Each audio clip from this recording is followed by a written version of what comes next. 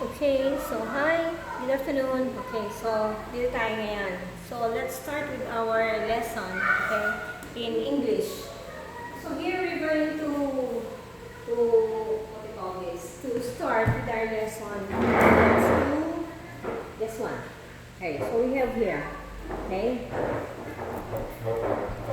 underline the verb that agrees with the subject. Okay, so as what our rule says, okay. Here we have to consider naman the compound subject. When we say compound subject, dalawa yung pinag-uusapan. Okay? Compound subject has two or more subjects by a conjunction and or both, no? Both. Ano ba yung mga conjunctions natin? Both, either, neither, mga ganyan, no? Nor, or compound subjects may take either a singular or a plural verb, okay? Depending on the conjunctions joining them. Okay, so dito tingnan natin. So here we have underline the verb that agrees with the subject, okay? And then ay nabura. Agrees with the subject, no? Okay, so that's it. Okay, yan. And then, so here, number one, mother and father. Ito yung sinasabi nating compound subject. When we say compound subject, mother, singular, okay? Father, singular din. Okay? Kapag pinagsama mo sila, mother and father, magiging compound sila ngayon. Okay? Mother and father, naging compound. So, dalawa na ngayon, di ba? Okay.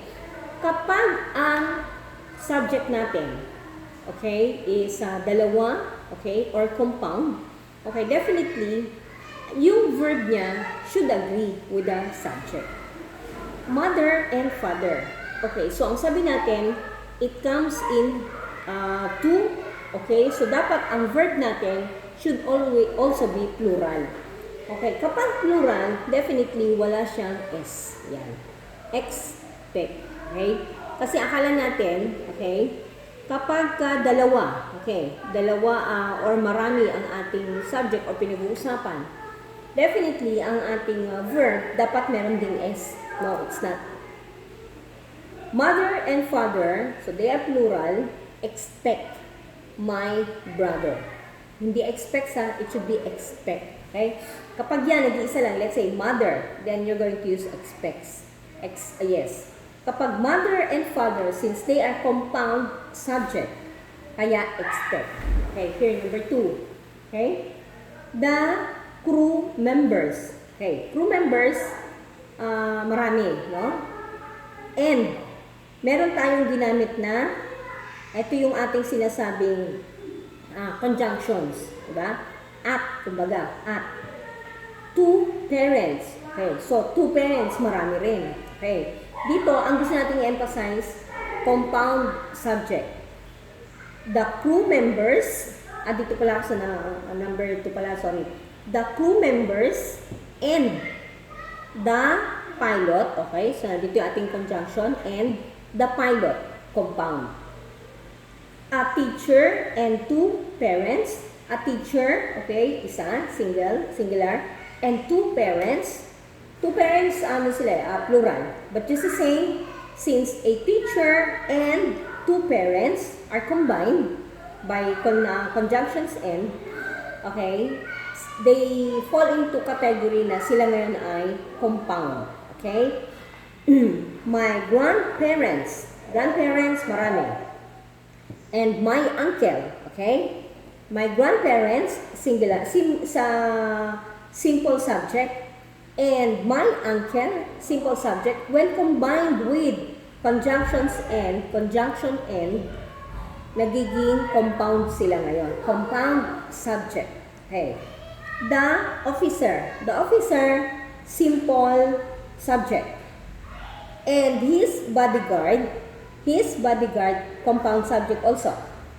The officer and, meron siyang conjunction ng and, kaya siya ay, and his bodyguard, siya ngayon ay magiging compound subject.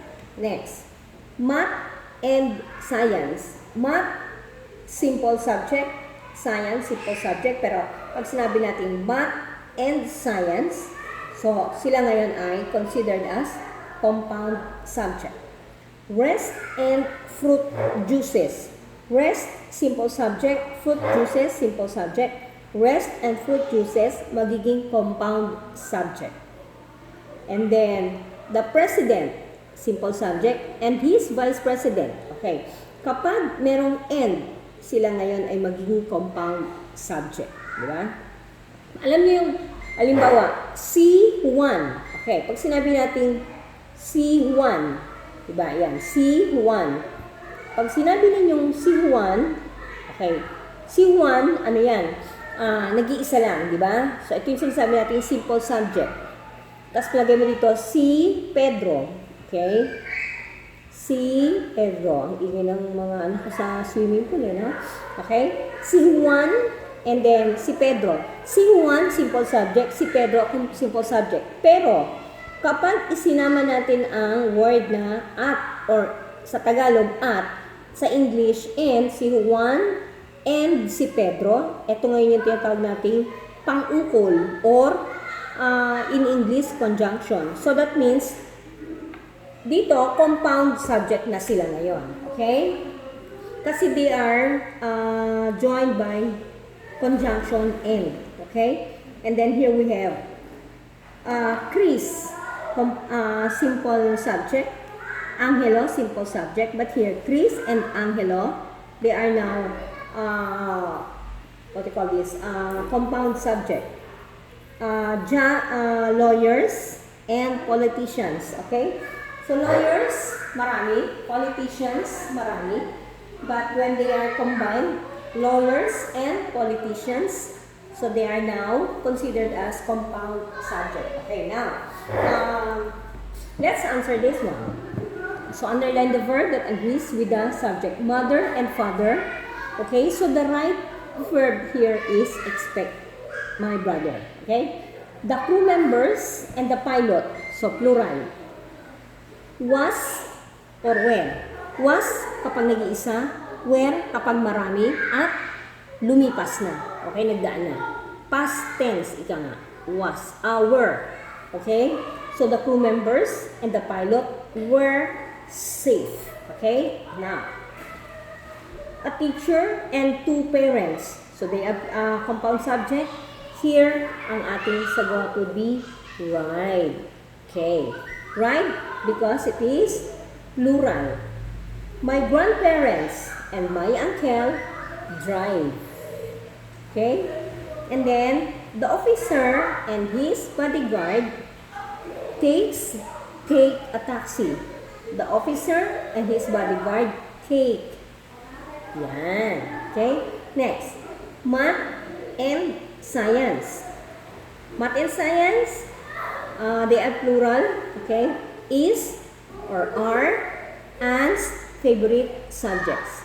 So definitely it should be are. Okay? Yan. Okay?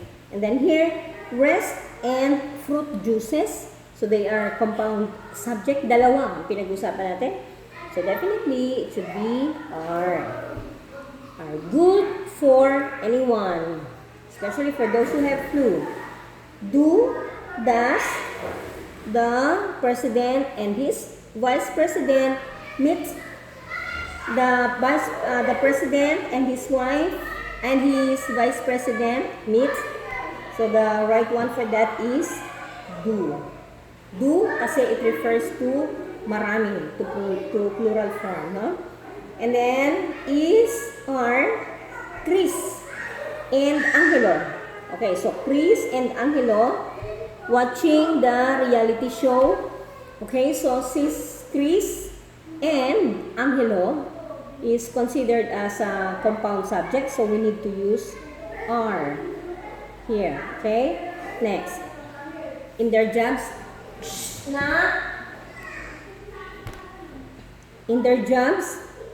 lawyers and politicians. Okay, so here we have debates.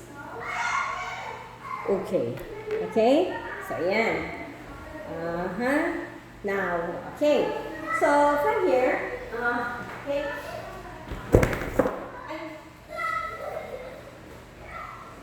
Sorry. Okay, guys.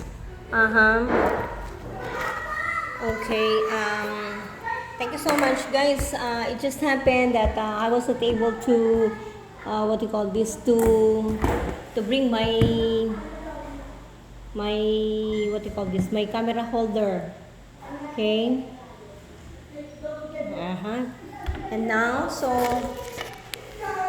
here, our ruling is a compound subject has two or more subjects joined by a by a conjunction and or no, and then both and either or neither or nor. Compound subjects may take either a singular or a plural verb, okay, depending on the conjunction joining them. Okay, so compound subjects joined by end, no? Ayan, no? Ayan. So, nakita natin, di ba? End. Puro end sila, no? Take a plural verb. So, dyan, kailangan titingnan ninyo ha, before answering the, what you call this, before answering the questions for your exams, okay? This lesson is good for the grade 7 students in their English, no? With regards to their lesson in what do you call this, in subject-verb agreement. Okay? So, tandaan niyo mga bata. With regards to our lesson, especially dun sa subject-verb, marami ang nalilito Marami ang nalilito on this. And nakakalungkot na marami ang talagang sabihin natin bumabagsak, no? Tandaan niyo mga bata.